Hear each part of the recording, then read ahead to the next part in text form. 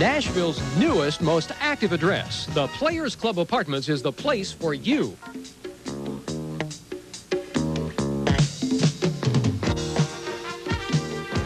Located 1 mile north of Old Hickory Boulevard on Edmondson Pike, at the Players Club Apartments, you've got it all. Now, for a limited time, the Players Club Apartments is offering a $150 rebate. Rent an apartment at the Players Club today and enjoy life with the winners.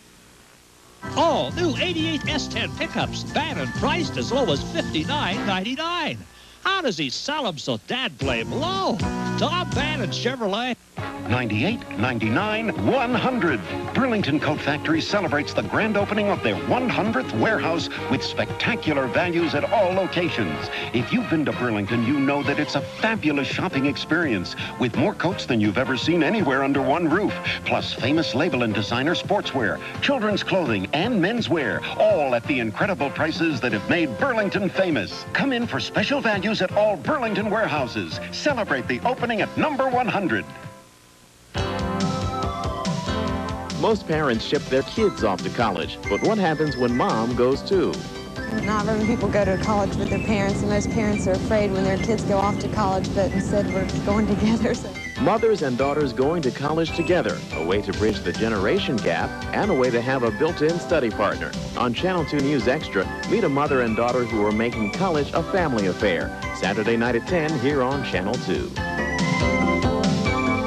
This is WKRN-TV, Channel 2, Nashville. It was just going down and down and down. Never stopped. It's a bloodbath down there. What's happening to the stock market and the economy? Nobody knows what's going on. From the sky's the limit optimism of just a few months ago to the sense of disbelief and panic of the past 3 weeks. Do you hear me? Kevin, 25. Yeah, do you hear me? It's gone, Harry. Harry, the ticket's already gone. Yeah, that's what I need. It went down already. Sell 300 gold, 300 silver, liquidate everything at the market. Tonight, a special Nightline.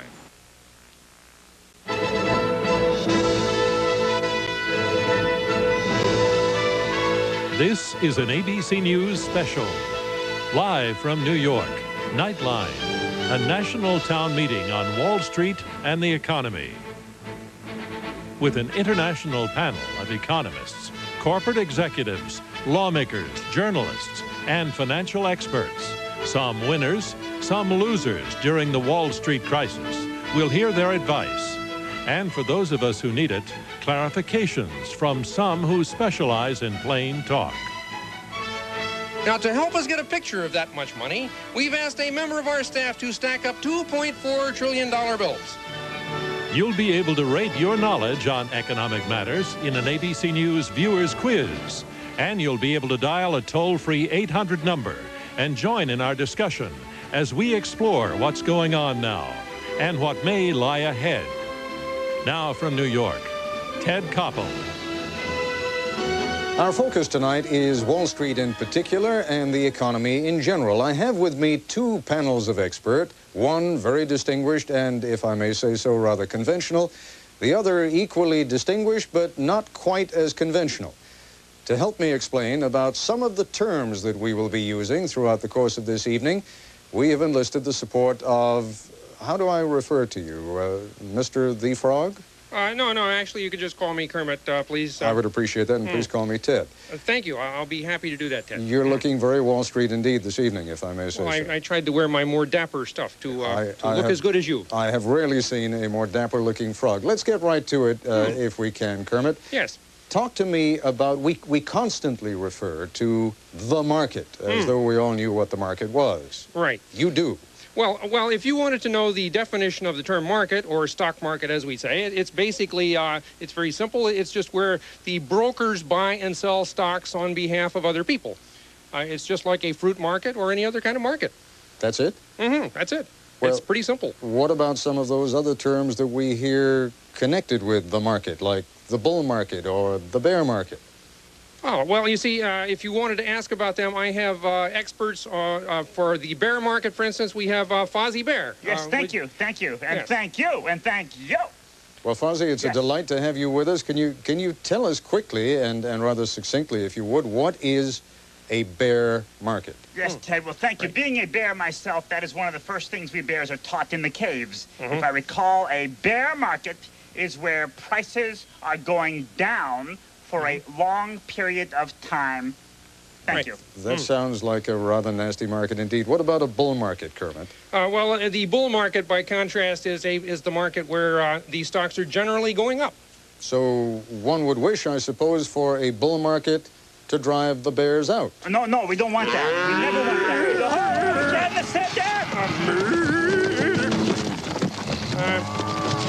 Well, there you have a visual demonstration, Ted. Now, it doesn't get much more basic than that. You got the stock market. Sometimes it goes up, sometimes it goes down. Individually, stocks go up and down because a company, an IBM or a General Motors, is perceived to be doing well or badly. But when the vast majority of stocks rocket upwards or plunge downwards, as they've been doing recently, then bigger things are at work, things which will ultimately affect interest rates, unemployment, mortgages, the value of the dollar, how much we as a nation import and export. Because we wanted to reach as many of you as possible tonight, this is what's known as a simulcast. We're coming to you on radio as well as television. We also wanted to have a sense of how much most of you already know, so ABC News conducted a poll, which, among other things, asked a random sample of American adults to define 12 basic terms commonly used in news stories about the economy and the stock market. We'll be giving you the same quiz throughout this evening, so have a pencil and paper handy. But in case you're worried about embarrassing yourselves, don't. The average grade on our quiz was 46%. According to our random sample, at least, America flunked. Here's a for instance. Our first question was, what is the New York Stock Exchange? And roughly 46% of you knew, within reason, what that definition was. Second question, what is the Dow Jones Industrial Average? A somewhat less impressive number. Only 34% of you were able to give us a definition that we consider to be reasonable. Stick with us, and we'll have more questions and answers for you as the broadcast continues. Next, a question we asked one of our correspondents to look into. The comparison of last month's stock market slump to the crash of '29 is not only logical, it's inevitable.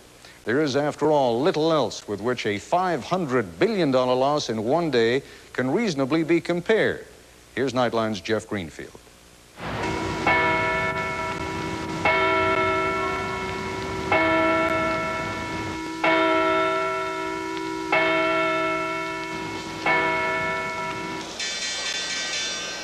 They looked a lot alike. Black Monday 18 days ago, Black Tuesday 58 years ago. Bedlam on the trading floor, the panicked sale of stocks, the headlines the next day. Today the question is being asked over and over. Is this another 1929? 1929 found the bottom falling out of the New York Stock Exchange, and the panic was on. But the question really isn't about 1929. It's about what came after. And the United States tumbled down into a bottomless abyss of depression. Is it even conceivable that the wealthiest nation on earth could relive the Great Depression? To an American under 50, the whole thing must seem a nightmare fantasy. Unemployment that went from little more than 3% in 1929 to 25% by 1933. 1 in 4 out of work. A bank failure so severe that 44% of America's commercial banks collapsed. Gross national product that fell by more than 1/3 in just 4 years. And an army of the homeless, hundreds of thousands of them, some who lived in the parks of our great cities. In one sense, it is a fantasy. A 1930-style depression can't happen again. There are too many checks, too many safety features built into our economy for people to be pitching tents here in New York's Central Park. But do those mechanisms protect us from the possibility of hard economic times? That is a very different question. The fear of another 1929 stems in part from the startlingly similar pattern of the stock market leading up to the two crashes. When you look at what happened on Wall Street after Black Tuesday of '29, a recovery followed by a long, steep slide, it's no wonder some fear that a depression may be in our future. But listen to the experts, and you find a festival of disagreement. This is not the disaster of of the 1930s. It's a good imitation. Of course, there are some striking similarities between now and 1929. The economy is fundamentally sound. People are talking about recession, and people mention the D word. I think that we're probably going to have a recession. The chances are less than 1 in 10. Perhaps a recession, but not a depression. Depression. How, then, to measure the parallels and differences between then and now? Start with the nation's banking structure. It collapsed after 1929 under the weight of huge stock market losses, leaving millions with their savings wiped out. It's much more secure today. You know, you look at old pictures of New York and other places in 1929, see people lining up at banks. You don't see that now except to get into cash machine. This time around, with deposit insurance, with the fact that banks aren't allowed to be in the stock market to the extent that they were last time, we're not going to get that wave of failures. The average citizen is much more protected today from disaster. Unlike the 30s, a so-called safety net protects most of us from complete privation.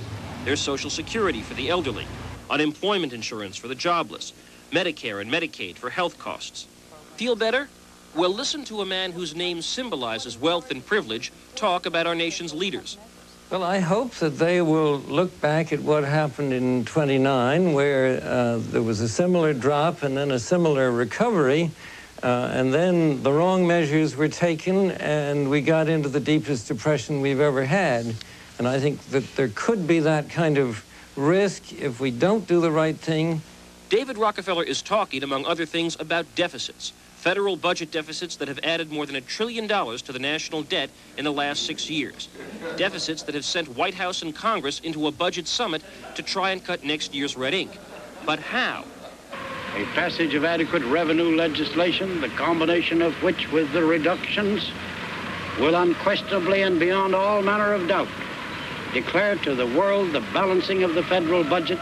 Most historians say that President Herbert Hoover's call for balanced budgets and a tax hike made things much worse by taking money out of consumers' pockets. But if the government today runs annual budget deficits at between $150 and $200 billion, that leads to a problem that Herbert Hoover never had to face, a huge dependence on foreign funds to finance our annual budget deficits. We have suddenly, as a country, become so vulnerable and so dependent on the inflow of finances from other countries. And we really can't sustain our economy anymore under the present economic policies unless we can continue to attract about $150 billion a year from abroad. You don't like to be in that position. It's dilemmas like these that have led one maverick economist, Southern Methodist University's Ravi Batra, to write a best-selling book that forecasts a Great Depression starting in 1990. A depressed farm sector, depressed energy sector, rising bank failures, a stock market bubble, merger mania, extreme concentration of wealth. These are all the negative factors of any economy, and we are similar as far as the 80s and the 20s are concerned in these respects. On top of these, we have additional negatives like the trade deficit, the budget deficit, and America being a debtor to the rest of the world. While most economists disagree with Batra, they do point to one dark cloud in the near future: consumer confidence. The consumer is shell-shocked. People are cutting back on their purchases even now. They're not buying luxury items. They're thinking twice before buying a vacation home or a major home furnishing or appliance. If you're looking for hard facts rather than guesses about where the economy is going, look here, to the retail stores in our big cities, to the shopping malls in our suburbs and towns. If Christmas sales are weak, that will be strong evidence that consumers are afraid of what's coming, and that a crisis in the stock market may have turned into a crisis for the whole economy. This is Jeff Greenfield for Nightline in New York. The question Jeff is raising was also on our poll. Will there be a 30s-like depression in the next few years? We'll give you the answer from our national sampling when we come back. Also, when we return, we'll introduce our guests on 3 continents and allow you to put your questions to them by calling if you live outside New York State, and we'll have these numbers up all evening long. Outside New York State, 1-800-648-8094. If you're inside New York State, then you dial 1-800 again, but the number is 262-6313. The poll, the panel, your questions, and more from the Muppets when we come back. This special edition of Nightline, a national town meeting on Wall Street and the economy, is being brought to you by Swanson's Home-Style Recipe Entrees.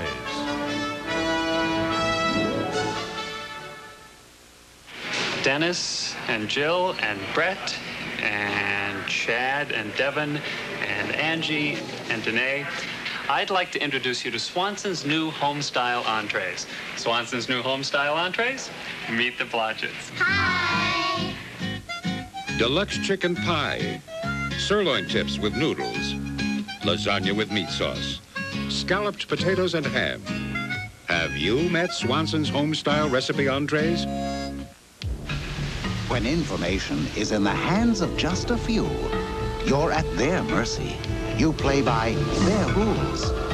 But we think people should be in control, not machines. So at AT&T, we're working to combine computers and communications so you can get the right information to the right people at the right time. As easy as using the telephone. AT&T, the right choice. Here comes the season, and we've got the savings. Save on Cabin Craft carpeting, now reduced up to $5 per yard. Cabin Craft Carpets features a variety of beautiful colors and styles, and up to $5 a yard off. You can save like never before. Financing is available, plus our free Florida vacation. Don't miss your opportunity to save. Hurry, here comes the season, and Holt Brothers has the savings for you. Holt Brothers, Gallatin Road, Nashville.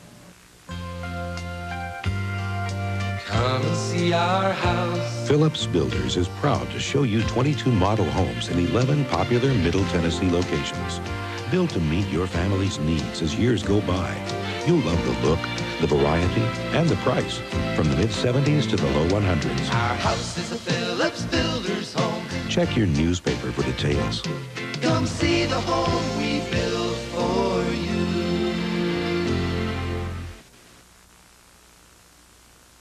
Monday, a warning from science. Invisible magnetic fields from power lines around your home could be linked to cancer. Monday, watch ABC's World News Tonight with Peter Jennings.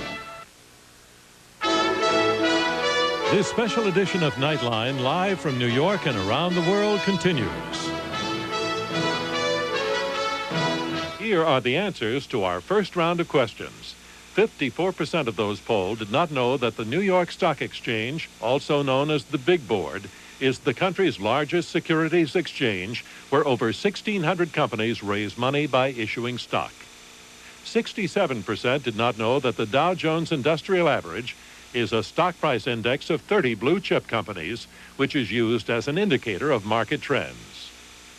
As for the Depression, only 7% of those polled think it's very likely we're headed for the hardships of the 30s.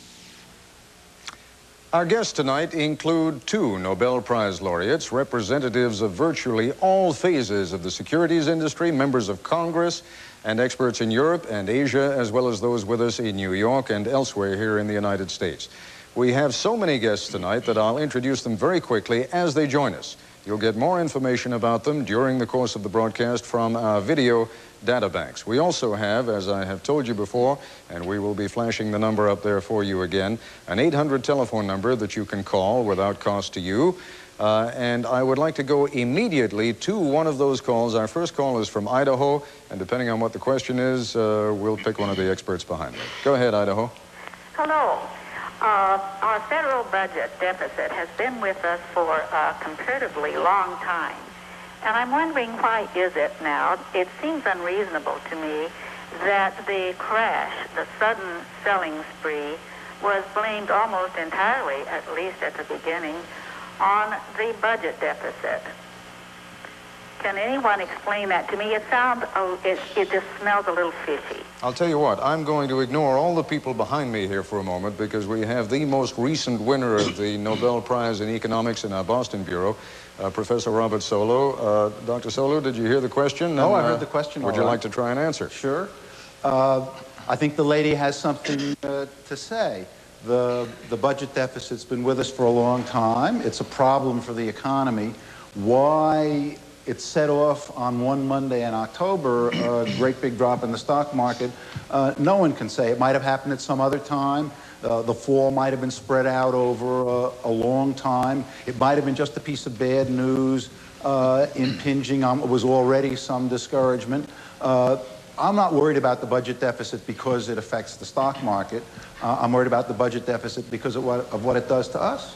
Well, be a little more explicit, if you will. I mean, can it theoretically, could the stock market come back and the budget deficit still damage just consumers across the country? The key thing to understand, from my point of view, is that budget deficits have a number of effects on the economy. Some good, some bad. A good part of the big upswing that we've had in the U.S. since 1983, say, has been fueled by the fact that the government hasn't been taxing very much and has been spending right along. That part of it we ought to like. The bad part is that over the longer run, the government is using up savings that individuals and corporations in the U.S. make, and in effect depriving the private sector of the productive use of those savings. That's a bad thing. It's not going to cause a catastrophe in the next 6 months or the next year. It hasn't in the past 5 or 6 years, but it's a nagging worry, and it's something that is slowing the growth of our economy. If people at large have been thinking about that, then any casual event might have tipped the stock market into the terrible fall that it had that Monday a couple of weeks ago. But one oughtn't to think that the bad thing about the budget deficit is something it does to the stock market. The bad thing about the budget deficit is that it wastes a lot of savings. The better side of it is that it pushes the economy along. All right, let me ask Peter Solomon of Shearson Lehman, if those folks down in Washington, and we're going to be talking to a couple of them a little bit later on, if they don't somehow manage to reach an agreement among themselves, that is Congress and the White House, and sharply reduce the budget deficit, what's going to happen to the market? Well, we don't know. The markets are looking to Washington for leadership. We're not really looking to Washington for any specific number, although we know there's a $23 billion number, part of Graham Rudman. But we are really looking for a sense that the leadership in Washington takes the economic problem seriously, as the professor was saying, takes the budget, takes the trade deficit, takes the dollar, the discussions with G7, all as a serious matter. And we're really looking for leadership in a time when there's great disequilibrium among people. I'll tell you what, I want to go to another question again very quickly, but down in Washington we have Bill Gray, Congressman Gray of Pennsylvania. You've been in on those conversations, Congressman Gray, on those negotiations. I know they're still in progress. I know you don't want to come out and make news tonight, but I'm going to ask you to anyway. You're not making any progress at all, are you? No, I wouldn't agree with that. I think we have made some progress. We're at a very delicate point. And essentially what you have is about 8-9 days ago, people who had been at odds with each other on priorities and revenues were forced by a financial crisis to come together, have a budget summit, which had been put off for quite some time, and began to move toward each other and trying to reach a compromise, and we have been doing that. I would say that there's been substantial progress in terms of the two sides moving closer together. Do we have an agreement? No. Do I believe we will get one? Yes, I do. I think we have made progress. There's been movement. All right, I'll tell you what, we're going to obviously be coming back down to Washington a little bit later on. I would like to demonstrate a little bit the scope of what it is we're going to be doing here this evening. That is, namely, not only taking phone calls from around the country, we also have a very large audience here with us, and if you, sir, would pick up with the first question. You might want to identify where you're from and who you are if you think it's relevant. You don't have to. My name is Daniel Zingali. I work for the state controller in California. My question is, the initial response from the president to Black Monday was that what happens on Wall Street apparently has no real connection to the general state of the economy. On the other hand, we hear financial experts telling us that it could be the first sign of recession or even worse. My question to the panel is a general one. How bad is it? All right. Who on the panel would like to pick up? Do I have any volunteers? Otherwise, I'm gonna pick. All right, Arthur Laffer, this is your economy. Go for it. Thank you. appreciate the opportunity. My view is that the stock market's terribly relevant. I mean, but remember, the stock market looks to the future, not to the past. It tells us what will be, not what has been. And where Professor Solo and Mr. Solomon, I think, made a mistake in this is that it's really not the deficit per se. It's what Bill Gray and some of the others are going to do about it that the market's really anticipating and quite fearful. The little skip you showed us earlier, where you showed Hoover raising taxes in 1932. I think there's a real fear in the United States today that Congress and the administration are going to give in and really increase those taxes and really bring down the economy. Oh, come on, that's a joke. Who's come on out there? I just said that. Identify yourself, because I can't see you. In Boston. Go ahead, Dr. Sullivan. The professor. That's a joke. What Art Laffer just said is that I've fallen out of a 40-story window, and the reason why I'm, and that has nothing to do with what's happened to me. It's the next 10 floors that are going to do the trick. It's the sudden stop at the end. I don't think that the stock market fell because they were afraid that the Congress and the President were going to get together and do something. It's just the other way around. The Congress and the President did something because their attention was suddenly attracted. Okay, but please, if I can, just one response to this. Go ahead. I mean, I don't understand the difference between taxing the money from you or borrowing it from you and promising never to repay. It doesn't matter how they take the money from you, Professor. It matters whether they take the money from you. The problem is it's government spending that's the problem. It is not a problem of taxation. We have plenty of taxes in this country. They're just spending way too much, and they've never brought that under control. I don't think it's true that they may be spending too much on some things and not enough on others, but that's neither here nor there. Listeners to this program ought to ask themselves whether their own reaction and their own expenditures matters as to whether they're taxed for part of their income or whether someone offers them a government bond at paying 8% or 9% or 10%, and they turn out to buy it. I can tell you how I feel about that, but I think I'd be merely typical of everybody that's here. But the problem here is that, you know, just like a household, and the country is just like one. I mean, when I have a spending problem... The country is not like a household, and everyone has known this for a half a century. In fact, when I have a problem in spending, I don't go and ask my boss for a raise. I mean, this is what Congress is trying to do now. They have a problem controlling spending, and now they go and ask the ultimate employer for a raise, and it makes no sense. The President and both parties in Congress gave away the store in 1981 and 1982 and 1983 in precisely the belief that small government is always better than somewhat larger government, and since government is not a rational activity at all, the only way you can handle that is to take their money away. I would love to see another poll on how high taxes are. I'll tell you what, I've let this little mini debate go on for a couple of minutes because in just a few minutes, when we come back, that is after a commercial, we will be examining the question of who the public should trust. In our next segment, we will look at the question of where to go for advice on the market, and we'll see how well or how poorly some market gurus did last month. But first, some additional input from Kermit. Thank you, Ted.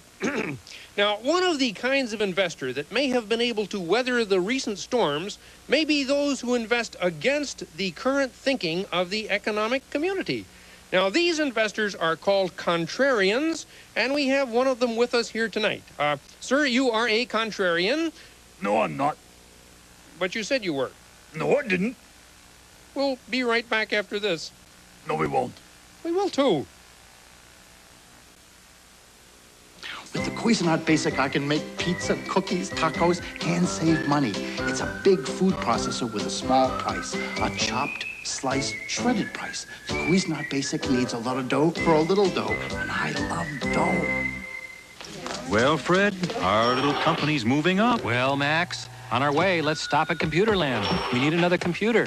Computerland was easy on the old budget. Even taught you to use it, Max. Volkswagen engineers believe our 16-valve engines should not only provide an abundance of power, but be accompanied by the technology to control it.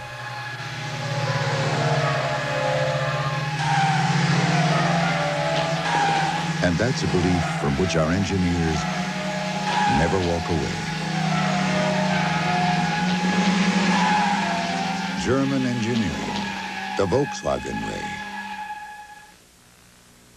Why are more people buying electronics from Walmart? Name brands at lower prices on the electronics you want, like this General Electric cordless phone. I could talk from anywhere in the house. And it's got one-touch redial. At Walmart, it's just $79.86 all the time. And this General Electric Slimline AM/FM cassette player is just $39.97 every day. Wow, that's great. Electronics from Walmart. Name brands, lower prices. Why buy anywhere else? My Mama Quigley used to make the best Southern-style chicken in the world. But as the family grew, it seemed like there was just never enough for all of us Quigleys to get our fill. That's why I love Mrs. Winner's Southern Originals all-you-can-eat specials.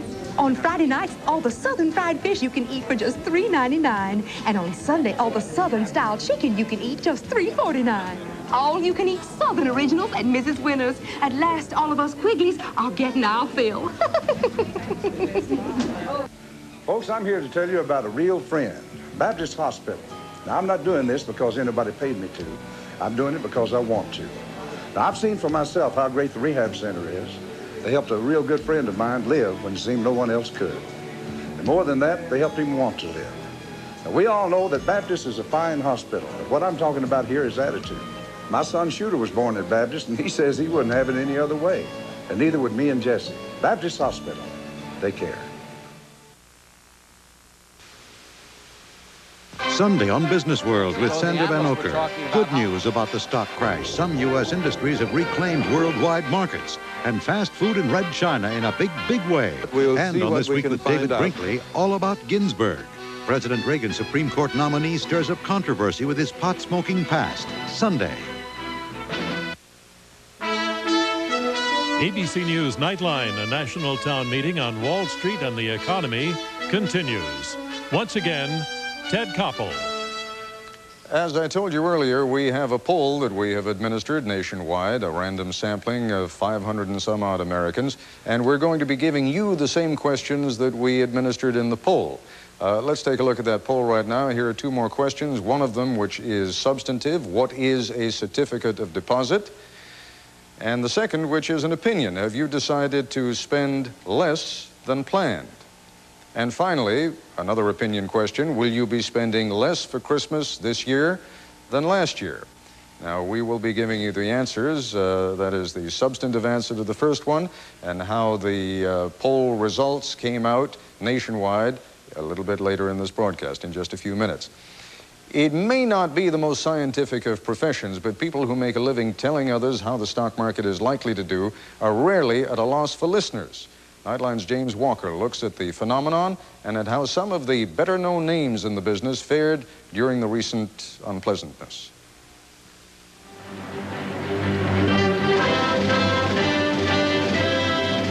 Wall Street has always been long on advice.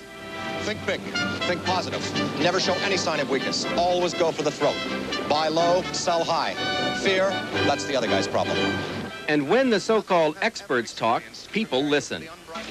I'm considering going long on April wheat. What do you think, Valentine? The words of those who know can set off a frenzy. Hey, the Dukes are trying to corner the market. They know something. I can feel it. Let's get in on it. 200, take them. In the investment world, everyone is looking for a guru who knows exactly when to get in to make a bundle. Goes by word of mouth, it's in the press and so forth, is this guy made an uncannily correct call, or a series of quote-unquote uncannily accurate calls. And that reputation spreads like wildfire in the investment arena, and people say, aha, we have finally found our Moses who's going to lead us into the promised land of certainty and making money in the stock markets. I've thought of myself as number one all the time, so... Elaine Garzarelli has good reason to sound bullish about herself. The mutual fund she manages, Shearson Lehman Brothers Sector Analysis Portfolio, has grown from $440 million to $625 million in the last 2 months. The major reason, the accuracy of her predictions. 1 week before the recent stock market crash, she put her reputation on the line when she went public with this warning. Well, my indicators that have gotten me out of the 1929 bull market 6 months ahead of time and have gotten me out of every bear market before they begin is now flashing a 92% negative signal.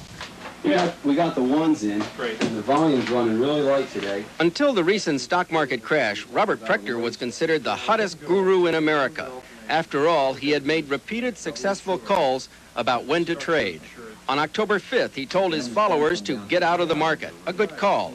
But he never predicted the Dow would decline over 500 points. Indeed, he believed the bull market was still alive and well and would eventually top out at 3,600 points. He backed off only after the crash. Now, Prechter says the combination of being labeled a guru and the volatile market has forced him to curtail his predictions. As long as I feel there's anyone out there who can get hurt with the idea of guruism, I'm going to remain reticent about giving any specific short-term market predictions. In the late 1970s and early 80s, Joe Granville was the guru of financial forecasting. In 1981, he accurately predicted the market was about to plunge. I smelled smoke the night of January 6, 1981 at 10:04.69 in the Dow. And like a good father, I woke up my children to get them out of that house which was about to burn down. But unlike a good father, Granville did not tell his children when it was time to get back into the market. In fact, he missed the bull market from 1982 to early 1986. And he also missed predicting the October crash.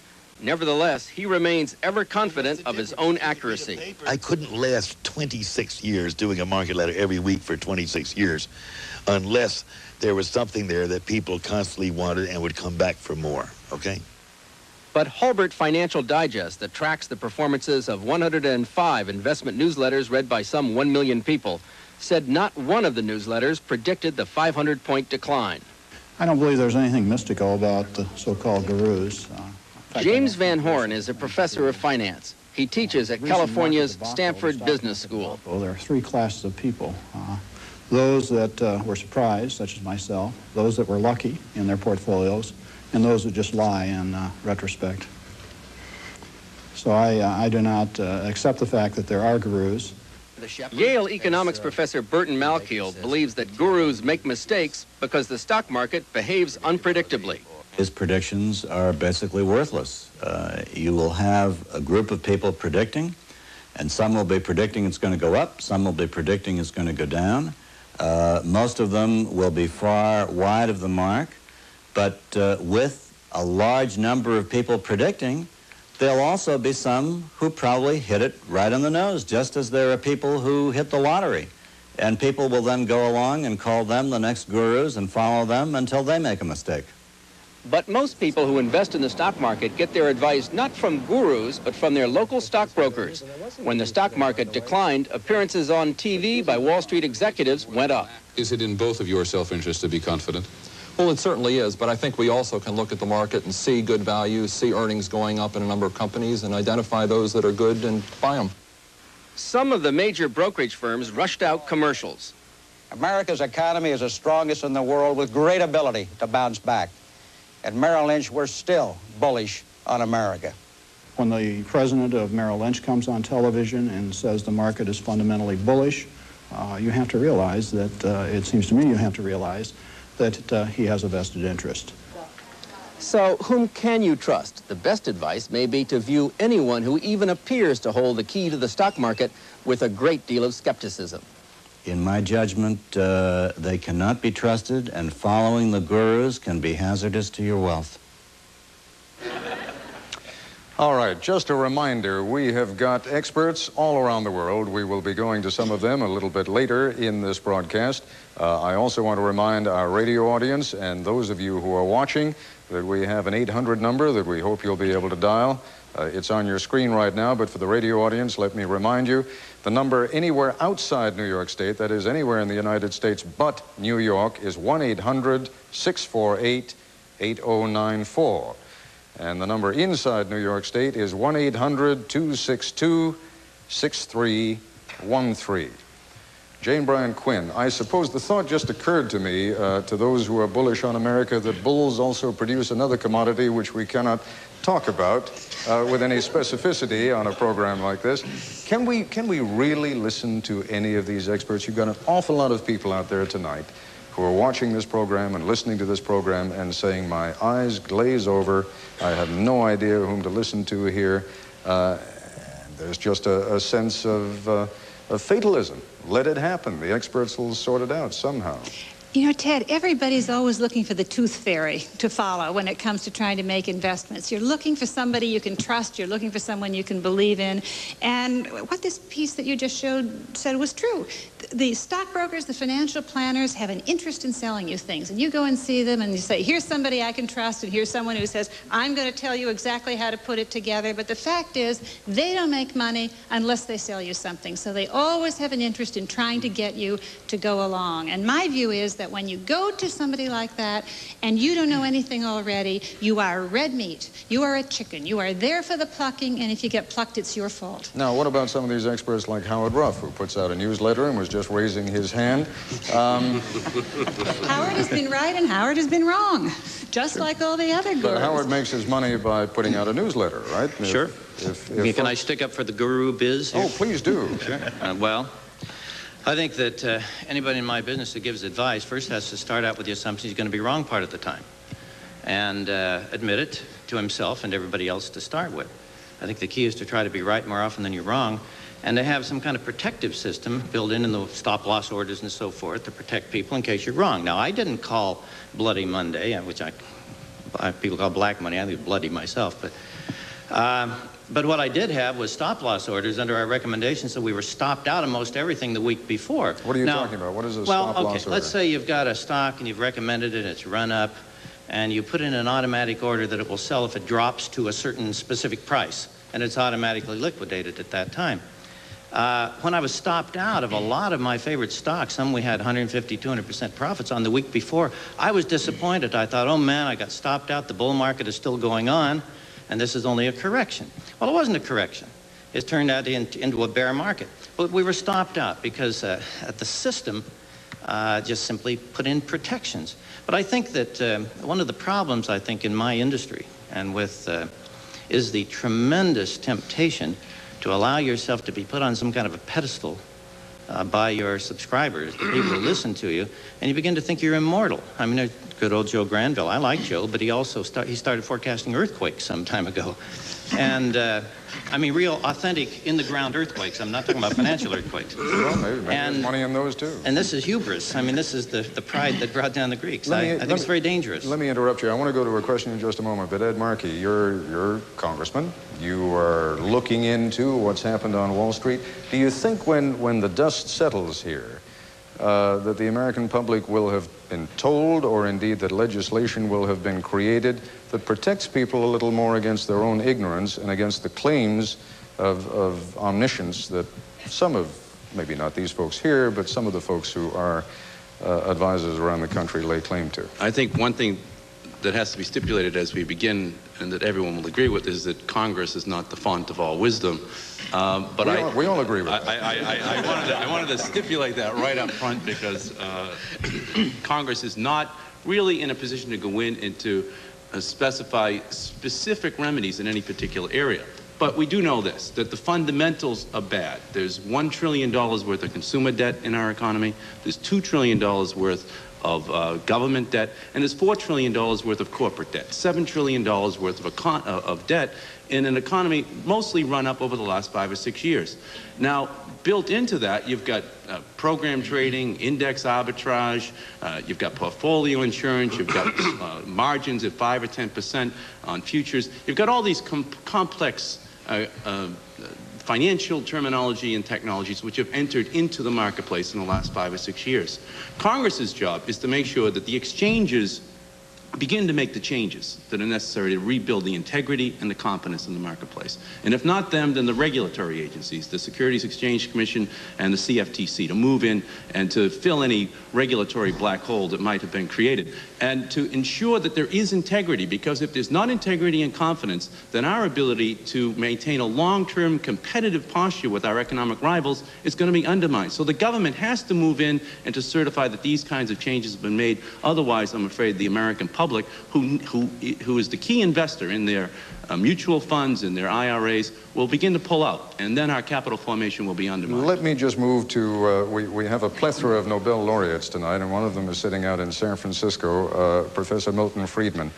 Should some people, should most people who really don't know a great deal about the market and who could not identify any of the terms that Congressman Markey just reeled off, should they just stay out of the market?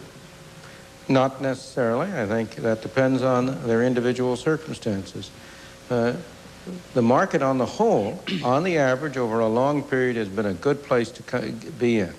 Let's not overestimate this recent crash. The market today is roughly back where it was at the end of 1986 or early 1987.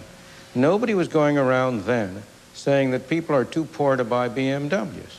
Why are they too poor now? It was come quick, go quick. I guess the question, Professor Friedman, is not where we are on November 6th, but where people fear we may be on December 6th and January 6th, and indeed January 6th, not of 1988, but of 1989 and 1990. There is a fear that perhaps the good times have come to an end. That fear, I think, is not justified. We may very well have a recession. We've had the longest peacetime expansion. We've had extraordinary prosperity in the 1980s. It's not going to continue at that pace indefinitely, but on the whole, I'm very optimistic about the long-run future, provided we don't raise taxes and we don't impose protectionist legislation. All right, I would like to go now to another one of our questioners. Go ahead, sir. And if you have someone to whom you'd like to address the question, please do. Well, this is a general question. My name is Jonathan Zitrin. I'm a student at Yale University. Your poll seems to indicate that a typical American would fail an economic competency test. And we've resorted to using Fozzie Bear and Kermit the Frog to explain certain economic concepts. Well, you haven't, I have. I was wondering, does this mean that the economy has run out of control for the average consumer? Can anyone make an informed financial decision anymore? Well, that's more or less the question, I guess, that I was just posing to Professor Friedman, but who would like to take a crack at that? Kenneth Lieber? No, I really don't think so. I think some of the complications certainly mentioned and some of the sophistication in the new financial products, which primarily have been invented in the past decade, have certainly complicated it. But I think the basic decisions that consumers and investors have to make as to whether they wish to be in equities, wish to be in debt securities, are still fundamental decisions. Now, of course, indexes, options, and other things in the market today complicate that. But I don't think that hits at the fundamental decisions that consumers and investors are required to make today, which is comparable to what they were required to make historically. There is a certain conventional wisdom, and Hugo Quackenbush, I'm going to be coming to you because you represent the Charles Schwab. This is what, a cut rate discount brokerage firm. The general impression, the conventional wisdom, as I say, is that this is kind of the place for the little man, but it has been suggested to me that it is really a place that the little man should enter with great apprehension, that rather the discount brokerage house is for the investor who really knows what he or she is doing. Well, that last part is true, but I think come just to step back for a second. I mean, the fundamental decision that people have to start to make is how much they're going to save, how much they're going to spend, and whether they have anything to invest. You got to have something to invest before you even think about going to Charles Schwab, and that becomes the decision. Now, once you move into the investment arena, I mean, after you have your savings, you have some insurance, all those things, and you decide to do something in equities, we think it's very good to be on your own, to take charge of your own investment situation like you take charge of your health. And this is what our customer has done. He says that I don't need or I don't care for biased sources of research, biased opinions. I can do it that well myself. And they come to a place like Charles Schwab, which is a safe haven. There are no salesmen to tell you to do this, that. You get out of the market, you're on your own. So most of our customers do tend to have a higher level of understanding. They know what a stock and bond is, and they have a long-term plan. So we are a place to come to once you've in that situation where you have something to invest. We also have mutual funds, CDs, and the whole range of products. Jane, you were raising an eyebrow there. I'm concerned about what is happening with people coming and making their own decisions, because so many people really don't know what they're doing, including people who go to Charles Schwab, but they think they know what they're doing. What's been happening? We've been having this long bull market, really since 1974. Stocks have been going up. We have 2 generations of investors have come into the market and never even knew that the market could go down. And so consequently, they've developed a sense of confidence that whatever I put in the market will eventually grow. And they're starting to link their pensions to the market and their savings. You can get certificates of deposit linked to the market. They're linking their insurance policies to the market. All of a sudden, as Hugo was saying, there should be some safe things that you have, traditionally safe, your insurance, your pension, your savings. Those are supposed to be things that are yours no matter whether the world blows up or not. People have increasingly been putting these safe things into vehicles that are linked to stocks because they thought stocks could never go down. And in that sense, I think this market has been good for them because it has maybe occurred to them that they should look around and say, hey, what am I doing? My pension, if I'm going to retire in 5 years, my pension doesn't belong in the stock market. Jane, we've got a lot more to cover this evening, and some of the things that may have gone whizzing by you there over the last few minutes, we will be explaining as we go along. But let me go back now to where we were a few minutes ago when we gave you those poll questions. Let me give you the results of our ABC national poll. If you put them up, I'll be able to read the results then. 8% of those polled know that a certificate of deposit is an IOU issued by a bank to an investor with a promise to pay back principal plus interest. In the past few weeks, 42% have decided to postpone plans to spend money. And sorry, kids, 33% of adults say they'll spend less money for Christmas than last year. Now then, trading in stock options is another of the more speculative ways to play the market, and also one of the more complicated. Here's ABC Economics editor Dan Quartz to tell us how that works. I'll tell you what, folks, we have got so many things that are set up. Dan Quartz is not set up at this moment. Someone who is not quite in the same league as Dan Quartz, but has something even more amusing to tell us. The Muppets, I'm not quite sure what they're explaining. Go ahead, folks. Thank you, Ted. Now, I'd like to explain the term margin call. Now, some people find this difficult, but it really is very simple. I'm just going to explain it to this very simple, ordinary person here, okay? Yep. Okay. Now, you see, all it means is that when you want to buy a stock, you can borrow against the value of that stock to buy more stock, but if the value drops, then you must always be prepared to pay back whatever it takes to keep the amount of your debt down to half the value of the stock. Did you follow that? Nope. Okay, well, let's just demonstrate. All right. Now, suppose you wanted to buy apples. This is your stock. Yep. Okay, each of these apples cost you $1. Okay? Yep. You're going to buy 2 apples. It'll cost you $2. $2, please. Oh. All right. Okay, now these 2 apples represent your stock, and you got $2 here. Right there. Okay, I'll just take your $2 here, and you got your 2 apples. Okay, now suppose you want to buy more of this stock. You need more money, so you want to borrow it, okay? Now this is called buying on margin, okay? Now what I'm going to do is here you got 2 more apples, okay? 2 more apples. Now I'm going to loan you $2 more, okay? I'm loaning you this money. Okay. So you're buying on margin, okay? Now you got $2 here, you got $4 worth of apples, so your debt is half of your stock. Did you follow that? Nope. You got $4 worth of stock, you're $2 in debt, so your debt is half the value of the stock, and that is okay. Okay? Well. You with me so far? Well. Spray on the flavor, hot topper. Brush on the flavor, hot topper. Stream on the flavor, hot topper. From Fresco. Electric hot topper or microwave hot topper melts butter, warms sauces, goes right to the table, ready in seconds to add a brush of flavor. Store leftover flavors in the refrigerator.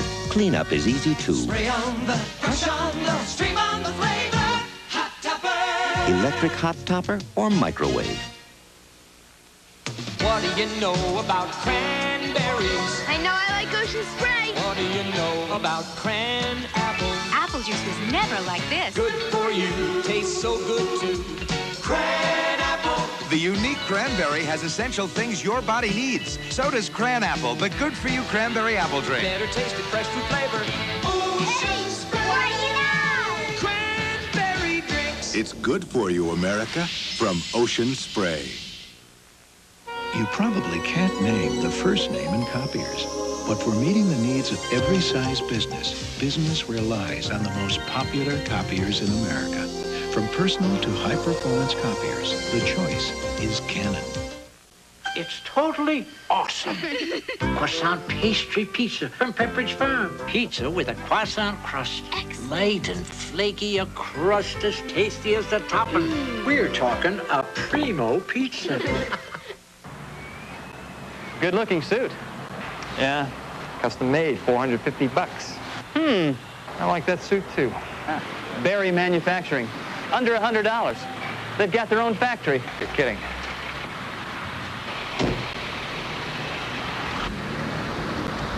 Berry Manufacturing, because in life, clothing's only one of the things you have to buy. Grandpa, tell me about the good old days. For some people, the good old days weren't really so good. But United Way is making a difference. Hi, I'm Naomi Judd. And I'm Winona, and we're honorary co-chairs of the 1987 United Way campaign. We'll be doing a concert for the Robertson Association. And Mama and I are going to be working for United Way all year, and we'll be reminding people that they can get help quickly. Just by calling the helpline, a United Way service. Together, we can make these the good old days. Now, to repeat, you got $4 worth of apples and you're $2 in debt. So your debt is half the value of the apples, and that's okay. Got it? Okay. All right, so now what happens? The market falls. The stock takes a beating. Bang, bang, bang, bang, bang. All right? Now your apples are only worth $2. Oh. Yeah. So you're $2 in debt, that's no good.